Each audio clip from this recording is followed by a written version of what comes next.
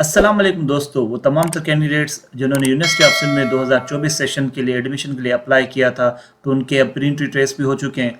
तो सबसे पहले तो मैं उन तमाम तर कैंडिडेट्स को मुबारकबाद पेश करता हूँ जिनका स्कोर अबव 50 या अबव 60 है। और वो स्टूडेंट्स भी मायूस ना हो जिनका स्कोर थोड़ा सा कम आया है, क्योंकि यूनिवर्सिटी ऑफ सिंध ने अभी इस साल के लिए पासिंग स्कोर तय नहीं किया। अगर हम पिछले 2 सालों का डेटा देखते हैं तो पिछले 2 सालों में पासिंग स्कोर 30 था, 30 रखा गया था। तो प्री एंट्री टेस्ट में अच्छे नंबर आ जाना काफ़ी नहीं, आपका इंटरमीडिएट और मैट्रिक का रिजल्ट भी अच्छा होना चाहिए। उसी की बेसिस पे ओवरऑल सीपीएन कैलकुलेट किया जाता है। तो अगर आपने अपना सीपीएन अभी तक कैलकुलेट नहीं किया तो उसके लिए मेरी अलग से वीडियो बनी हुई है कि आप किस तरह से सीपीएन कैलकुलेट करते हैं, उस वीडियो को ज़रूर देखिएगा। इसके अलावा अगर आपकी टोटल सीपीएन अच्छी आ रही है तो आपके लिए कौन से डिसिप्लिन्स ज़्यादा बेहतर होंगे जब आपका एडमिशन फॉर्म फर्दर ओपन होगा चॉइस लिस्ट के लिए, तो उस वीडियो को ज़रूर देखिएगा चॉइस लिस्ट देने से पहले, क्योंकि जो हम चॉइस लिस्ट की सीक्वेंस बनाते हैं वो बहुत इंपॉर्टेंट है। तो सीक्वेंस को किस तरह बनाना चाहिए तो उस वीडियो में मैंने बताया हुआ है। और ये बताया हुआ है कि लो सीपीएन और हाई सीपीएन डिपार्टमेंट्स कौन से होते हैं, यानी ऐसी कौन से डिपार्टमेंट्स हैं जिनमें अगर आपकी सीपीएन अच्छी है तो एडमिशन के चांसेस हैं। तो कुछ ऐसे डिपार्टमेंट्स होते हैं जिनको हम इग्नोर कर देते हैं और फिर हम कहते हैं हमारा एडमिशन नहीं हुआ। तो कुछ ऐसे डिपार्टमेंट्स होते हैं अगर आपकी सीपीएन लो भी है, अगर आप उनको सिलेक्ट करते हैं और अगर आप यूनिवर्सिटी ऑफ सिंध में पढ़ना चाहते हैं तो फिर आपका एडमिशन उन डिसिप्लिन्स में हो सकता है, क्योंकि उनमें अक्सर ये होता है कि लास्ट में सीटें खाली बच जाती हैं। अच्छा, इसके अलावा अक्सर कमेंट्स में मुझसे क्यूरीज की जाती हैं कि मेरा इंटरमीडिएट मेडिकल में है तो क्या मैं फ़लाँ डिसिप्लिन में एलिजिबल हूँ या नहीं हूँ, मेरा इंटरमीडिएट कॉमर्स में तो मैं कौन कौन से डिसिप्लिन में एलिजिबल हूँ। तो और भी बहुत सारी क्यूरीज हैं, तो मैंने सोचा क्यों ना मैं एक वीडियो बना दूं और आपको गाइड करूं एलिजिबिलिटी क्राइटेरिया के हवाले से। तो यहाँ पे इस वीडियो में हम मेनली आज डिस्कस करने जा रहे हैं eligibility criteria for bachelor degree programs. तो यहाँ पे हम डिफरेंट फैकल्टीज़ हैं यूनिवर्सिटी ऑफ सिंध में। फैकल्टीज़ के अंदर फिर इंस्टीट्यूट्स या डिपार्टमेंट्स होते हैं। इंस्टीट्यूट का मतलब ये होता है कि जिसमें एक से ज़्यादा प्रोग्राम्स ऑफ़र किए जाएँ, और डिपार्टमेंट ये होता है कि मोस्टली वो सिंगल प्रोग्राम ऑफ़र कर रहे होते हैं। तो इंस्टीट्यूट में जो हेड होता है उसको डायरेक्टर कहा जाता है, और जो डिपार्टमेंट्स में हेड होता है उसको चेयरमैन या चेयरपर्सन हम कहा करते हैं। तो अब हम आते हैं एलिजिबिलिटी क्राइटेरिया की तरफ और हम फैकल्टी वाइज देखते जाएंगे। तो सबसे पहले जो फैकल्टी है वो है फैकल्टी ऑफ आर्ट्स। तो फैकल्टी ऑफ आर्ट्स में जो डिपार्टमेंट्स आ जाते हैं वो अरबिक है, आर्ट हिस्ट्री है, कम्युनिकेशन है, इंग्लिश अप्लाइड लिंग्विस्टिक है, इंग्लिश लैंग्वेज एंड लिटरेचर है, इंग्लिश लैंग्वेज टीचिंग है, फाइन आर्ट्स और Persian, philosophy, Sindhi, textile, Urdu. ये तमाम डिपार्टमेंट्स फैकल्टी ऑफ आर्ट्स का हिस्सा हैं। तो इनका एलिजिबिलिटी क्राइटेरिया देखें, अगर हम यहाँ आ जाते हैं, ये जो कॉलम्स है पहले इन्हें समझ लें। HSC परसेंटेज, फिर ग्रुप है कि इंटरमीडिएट, प्री मेडिकल, फिर engineering, general science, commerce, arts, humanities और डिप्लोमा इन एसोसिएट इंजीनियरिंग। तो ये डिसिप्लिन्स आ रहे हैं। जो इंटरमीडिएट के कैंडिडेट्स होंगे उनका इंटरमीडिएट देखा जाएगा किस में है। इन तमाम तर डिपार्टमेंट्स में एडमिशन के लिए जो आपके इंटरमीडिएट मार्क्स होने चाहिए कम से कम 45% होनी चाहिए, ठीक है। और इसके अलावा अगर ये पूरे आप रोज़ देखें तो हर जगह एलिजिबल एलिजिबल एलिजिबल लिखा हुआ है। इसका मतलब ये हुआ कि आपके इंटरमीडिएट किसी भी डिसिप्लिन में हो, जस्ट आपके 45% मार्क्स होने चाहिए तो आप एलिजिबल हो जाते हैं इन तमाम तर प्रोग्राम्स में एडमिशन के लिए, ठीक है। उसके बाद है faculty of commerce and business administration. तो यहाँ पे डिफरेंट प्रोग्राम्स हैं, बैंकिंग एंड फाइनेंस है, बिजनेस एडमिनिस्ट्रेशन जैसे BBA कहते हैं, कॉमर्स प्रोग्राम आ जाता है, ठीक है, BS कॉमर्स, और फिर है BS forensic accounting and fraud examination, ठीक है। तो अब ये जो तमाम तर प्रोग्राम्स हैं तो इसमें देखें कि इंटरमीडिएट मार्क्स थोड़े से डिफरेंट हैं।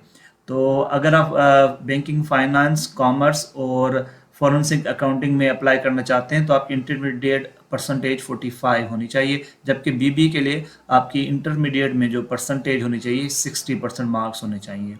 अच्छा, इसके अलावा अगर आप यहाँ आते हैं तो यहाँ देखिए बैंकिंग फाइनेंस में तमाम तरह ग्रुप्स एलिजिबल हैं सवाए कौन सा, डिप्लोमा इन एसोसिएट इंजीनियरिंग। तो डिप्लोमा इन एसोसिएट इंजीनियरिंग का कोई भी अगर कैंडिडेट है तो वो इनमें से किसी भी डिसिप्लिन में एलिजिबल नहीं होगा। इसके अलावा अगर आप कॉमर्स में अप्लाई करते हैं और आपने ह्यूमैनिटीज़ में अगर इंटरमीडिएट किया है तो आप एलिजिबल नहीं है। इसी तरह फॉरेंसिक अकाउंटिंग में भी आप एलिजिबल नहीं होंगे अगर आपने इंटरमीडिएट ह्यूमैनिटीज़ में किया हुआ है, ठीक है। तो उम्मीद है ये एलिजिबिलिटी क्राइटेरिया इस फैकल्टी के जो प्रोग्राम्स हैं faculty of commerce and business administration आपको समझ में आ गया होगा। फैकल्टी ऑफ एजुकेशन में बीएड करवाया जाता है तो 45% मार्क्स होने चाहिए और इसमें तमाम तर एलिजिबल हैं सवाए डिप्लोमा के स्टूडेंट्स। नेक्स्ट फिर हमारे पास है faculty of engineering and technology. तो यहाँ पे जो प्रोग्राम्स ऑफर किए जा रहे हैं electronic engineering, information technology IT कहते हैं हम, सॉफ्टवेयर इंजीनियरिंग, टेलीकम्युनिकेशन इंजीनियरिंग और डेटा साइंस। तो यहाँ पे देखें, अगर आप इलेक्ट्रॉनिक इंजीनियरिंग के लिए अप्लाई करते हैं तो इंटरमीडिएट में आपकी परसेंटेज 60 होने चाहिए, आईटी सॉफ्टवेयर इंजीनियरिंग के लिए 50-50 होनी चाहिए और टेलीकॉम इंजीनियरिंग के लिए आपके परसेंटेज इंटरमीडिएट 60 होनी चाहिए, डेटा साइंस के लिए 50%। तो यहाँ पे देखिए थोड़ा सा इंटरमीडिएट का क्राइटेरिया चेंज है कि कुछ डिसिप्लिन में 60% मार्क्स चाहिए, कुछ डिसिप्लिन में 50 मार्क्स चाहिए, 50% मार्क्स इंटरमीडिएट में। और उसके बाद यहाँ पे देखिए लिखा हुआ है कि आपका जो प्री मेडिकल ग्रुप है इलेक्ट्रॉनिक इंजीनियरिंग के लिए नॉट एलिजिबल है, ठीक है। और इलेक्ट्रॉनिक इंजीनियरिंग में और कौन से स्टूडेंट्स हैं जो नॉट एलिजिबल हैं, तो बाकी सारे डिसिप्लिन देखिए नॉट एलिजिबल हैं सवाए प्री इंजीनियरिंग के। तो अगर आप इलेक्ट्रॉनिक इंजीनियरिंग में आना चाहते हैं तो आपकी इंटरमीडिएट प्री इंजीनियरिंग होनी चाहिए। इसी तरह अगर आप आईटी में आते हैं तो आईटी में प्री मेडिकल के स्टूडेंट्स अलाउड हैं, ठीक है ना, इंटरमीडिएट प्री इंजीनियरिंग भी अलाउड है और जनरल साइंस ग्रुप भी अलाउड है। इसके अलावा कोई और अगर आपने इंटरमीडिएट किया हुआ है कॉमर्स आर्ट्स वगैरह में तो आप एलिजिबल नहीं होंगे। सॉफ्टवेयर इंजीनियरिंग, तो यहाँ पे सॉफ्टवेयर इंजीनियरिंग में प्री मेडिकल के स्टूडेंट्स नॉट एलिजिबल हैं, ठीक है, और सिर्फ प्री इंजीनियरिंग और जनरल साइंस ग्रुप के स्टूडेंट्स एलिजिबल होंगे, ठीक है। तो उसके बाद हम आगे आते हैं तो यहाँ पे टेली कम्युनिकेशन इंजीनियरिंग है, तो यहाँ पर भी सिर्फ प्री इंजीनियरिंग के स्टूडेंट्स ही अलाउड हैं, यानी जिन स्टूडेंट्स ने इंटरमीडिएट प्री इंजीनियरिंग किया है वही अप्लाई कर सकते हैं टेलीकॉम में। डेटा साइंस, तो डेटा साइंस में प्री मेडिकल और प्री इंजीनियरिंग और इसके अलावा जनरल साइंस के जो स्टूडेंट हैं इंटरमीडिएट के वो एलिजिबल हैं। फैकल्टी ऑफ इंजीनियरिंग टेक्नोलॉजी के बाद है फैकल्टी ऑफ इस्लामिक स्टडीज़। तो यहाँ पे 3 प्रोग्राम्स हैं, comparative religion, Islamic studies and Muslim history. तो इन तीनों में 45% मार्क्स चाहिए और ये तमाम तरह स्टूडेंट इंटरमीडिएट आपकी चाहे किसी भी डिसिप्लिन में हो आप एलिजिबल हैं इन प्रोग्राम से अप्लाई करने के लिए। फैकल्टी ऑफ लॉ में एलएलबी प्रोग्राम ऑफर किया जाता है और उसमें भी तमाम तरह स्टूडेंट्स एलिजिबल हैं सवाए एसोसिएट डिप्लोमा के। उसके बाद है फैकल्टी ऑफ नेचुरल साइंस, ये एक बहुत बड़ी फैकल्टी है यूनिवर्सिटी ऑफ सिंध में, बहुत सारे प्रोग्राम्स ऑफर किए जाते हैं under the umbrella of faculty of natural science.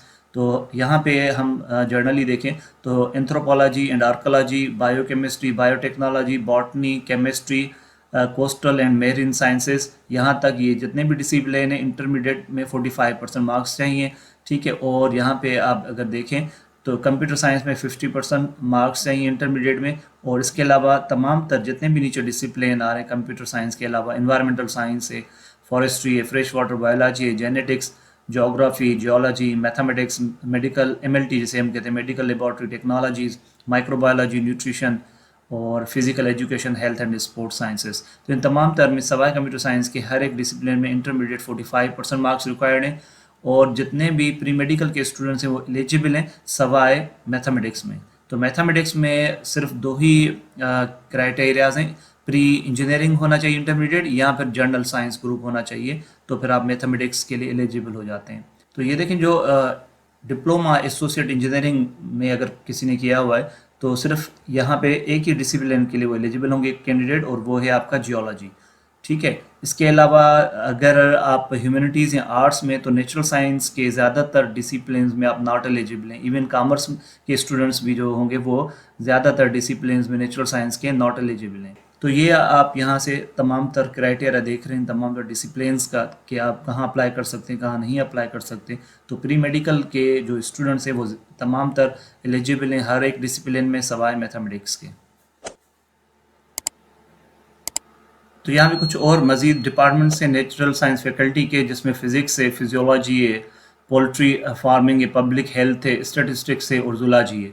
तो यहाँ पर भी इंटरमीडिएट 45% रिक्वायर्ड इंटरमीडिएट में और फिज़िक्स में प्री मेडिकल के स्टूडेंट्स नॉट एलिजिबल हैं, प्री इंजीनियरिंग और जनरल साइंस के स्टूडेंट्स एलिजिबल हैं, इसके अलावा किसी और डिसिप्लिन के स्टूडेंट्स एलिजिबल नहीं हैं।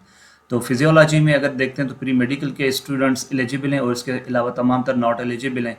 और इसी तरह हर एक बाकी जो डिसिप्लिन है तो वहाँ पर भी आप देखें ज़्यादातर ऐसे स्टूडेंट्स एलिजिबल हैं जो प्री मेडिकल या प्री इंजीनियरिंग ग्रुप से ताल्लुक़ रखते हैं, ज़्यादातर प्री मेडिकल के एलिजिबल हैं, ठीक है।